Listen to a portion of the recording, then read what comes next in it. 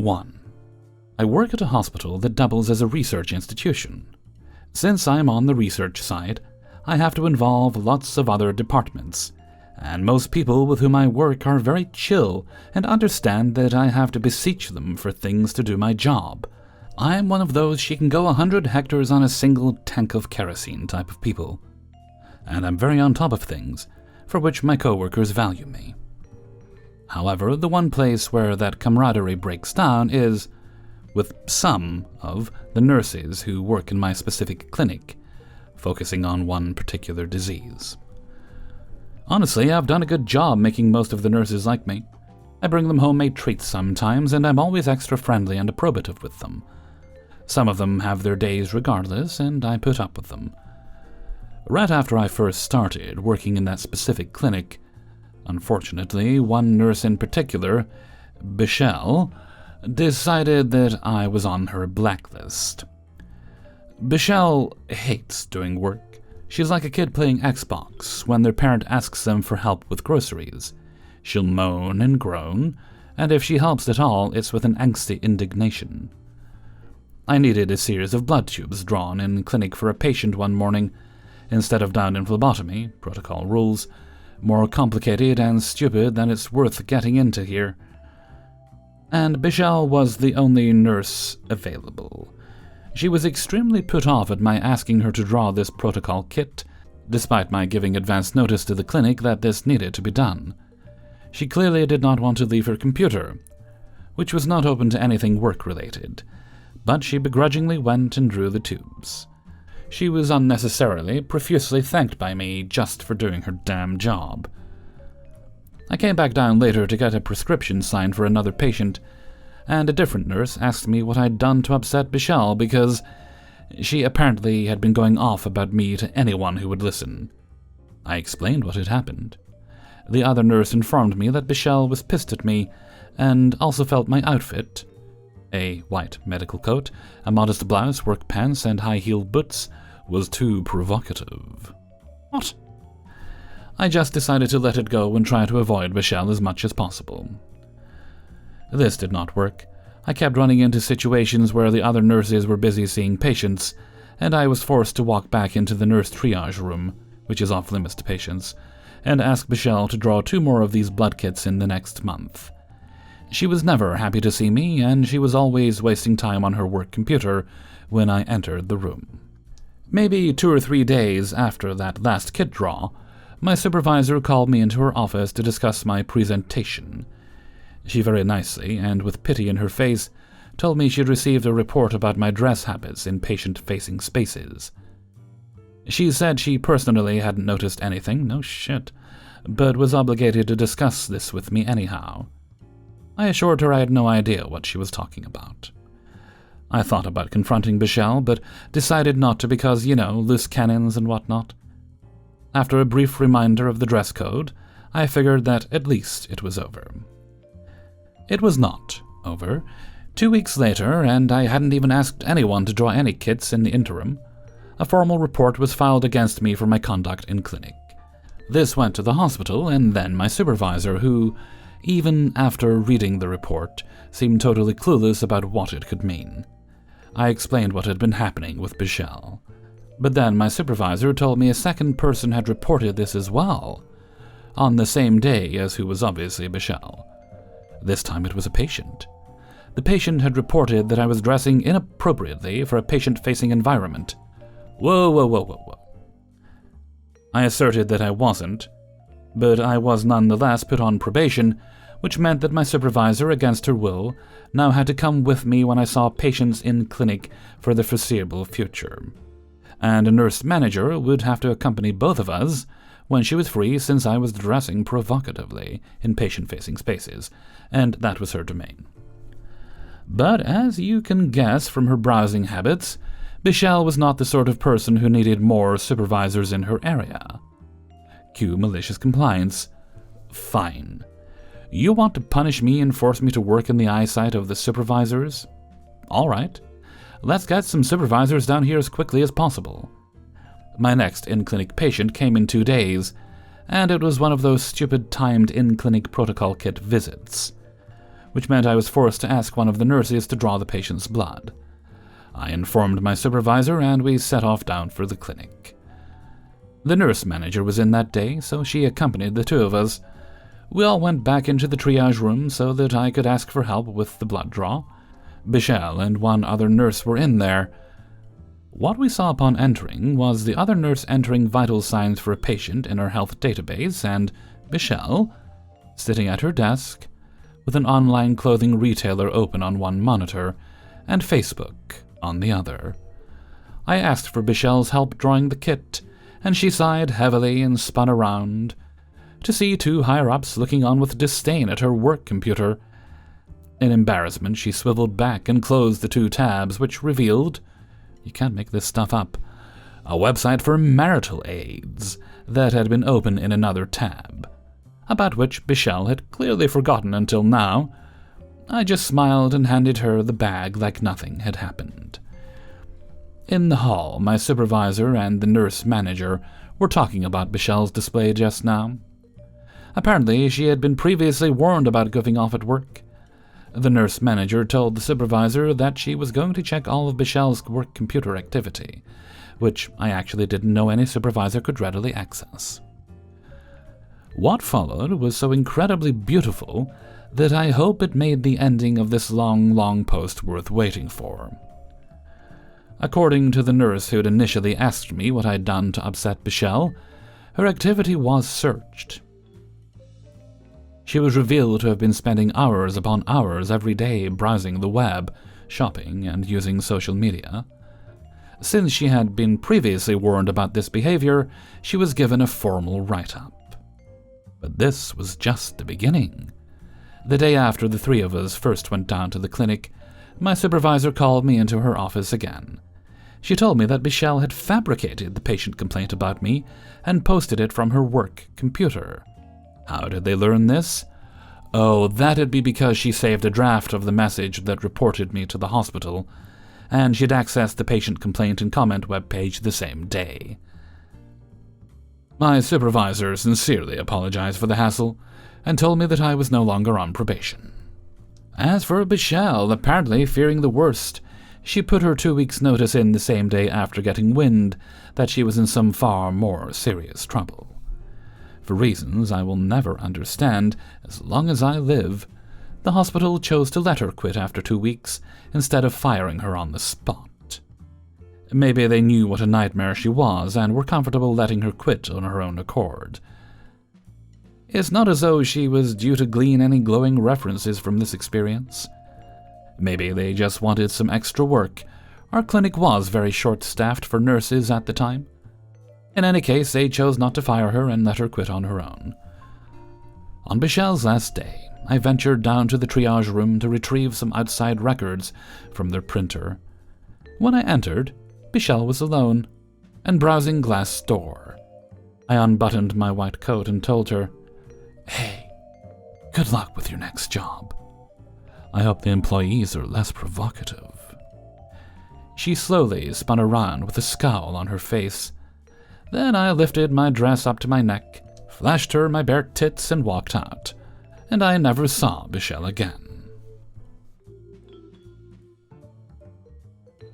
2. My roommate has always had bad habits, not cleaning up her messes, over a dozen dishes in her side of the sink at any given time, sweeps dirt from her room into common areas, and not using the dustpan to scoop it up and throw it in the trash.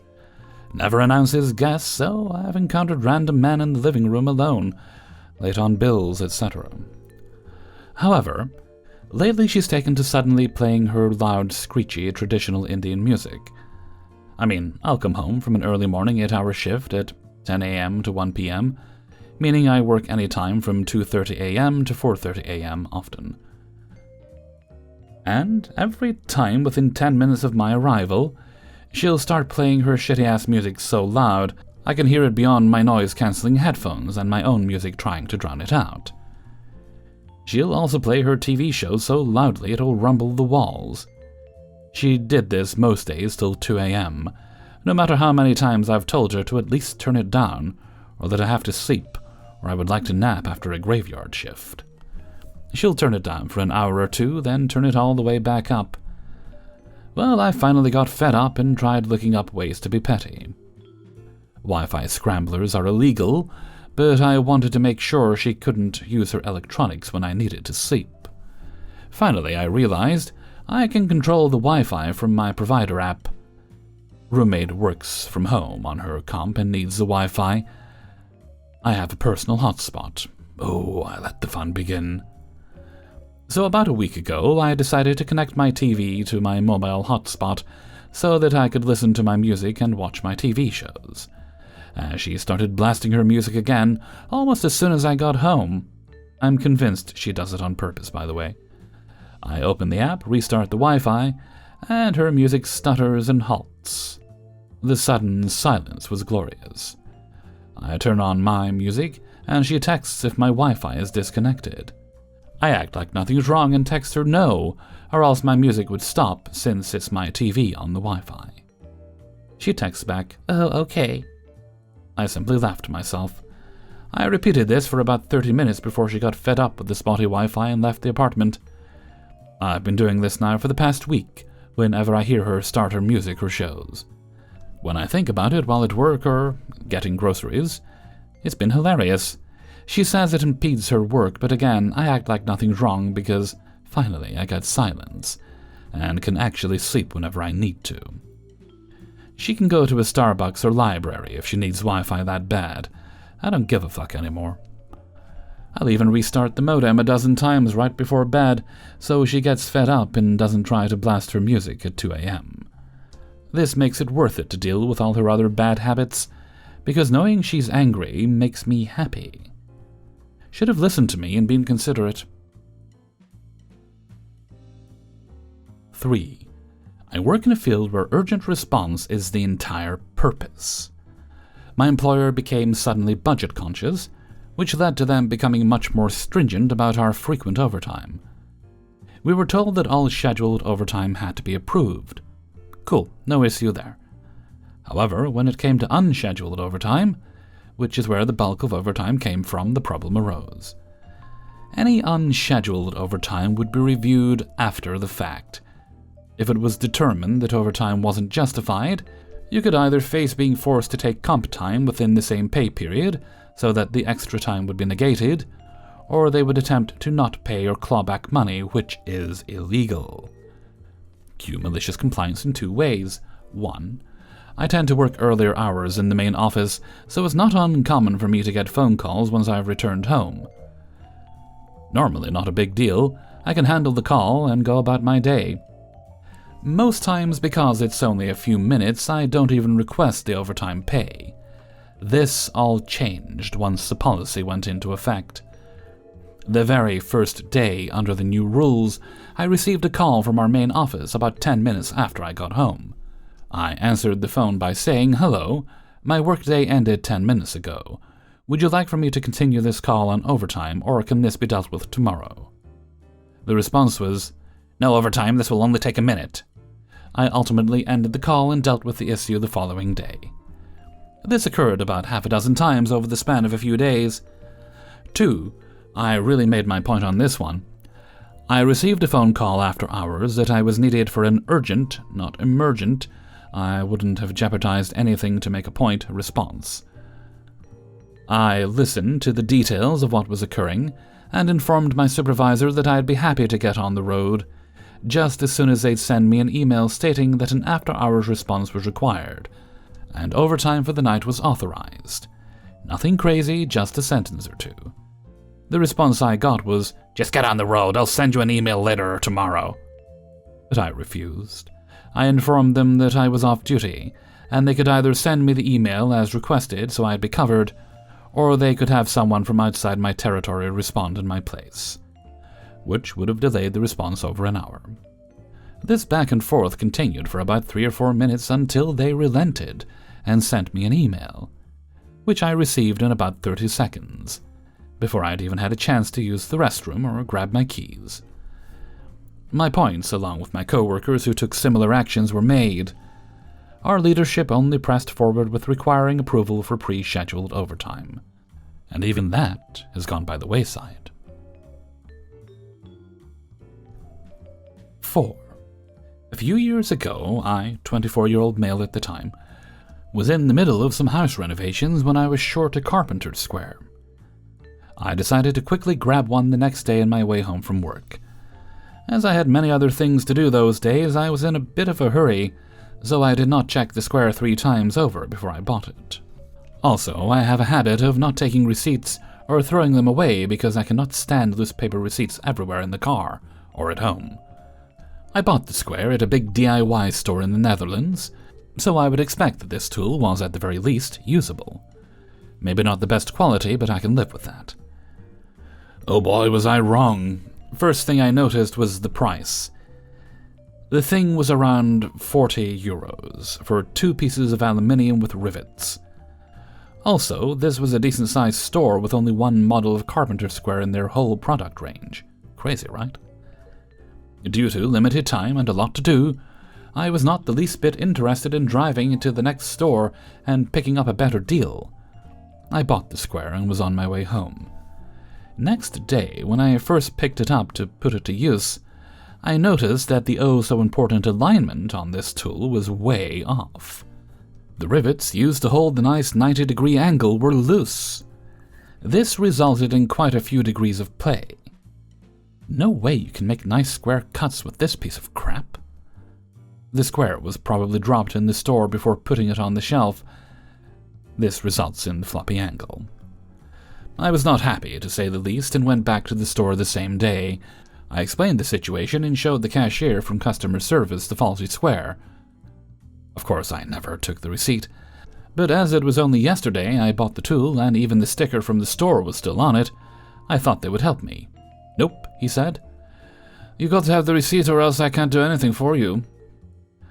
I told him that I bought it yesterday, and even the same cashier was working the checkout. Even the sticker with the store's label and price could not convince this man to help me. He did help me check in their system for the receipt. I even showed him the bank debit on my mobile phone app, and the exact time I bought the stuff. Somehow he could not find the receipt in their computer system, and just told me he would not help me. A bit taken aback, I returned home. I worked retail about 7 years, and from what I can remember, I tried to help customers where I could. It was obvious that the product was from the store, and the customer even has proof of payment on their bank account. It would be no problem whatsoever to return or exchange said item. I had a feeling this cashier was not giving a single fuck and acted like this too.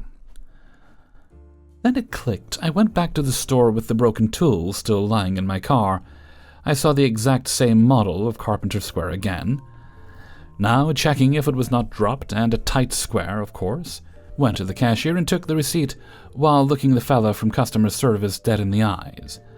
I walked back to my car and switched the new tool for the broken one and went right back into the store.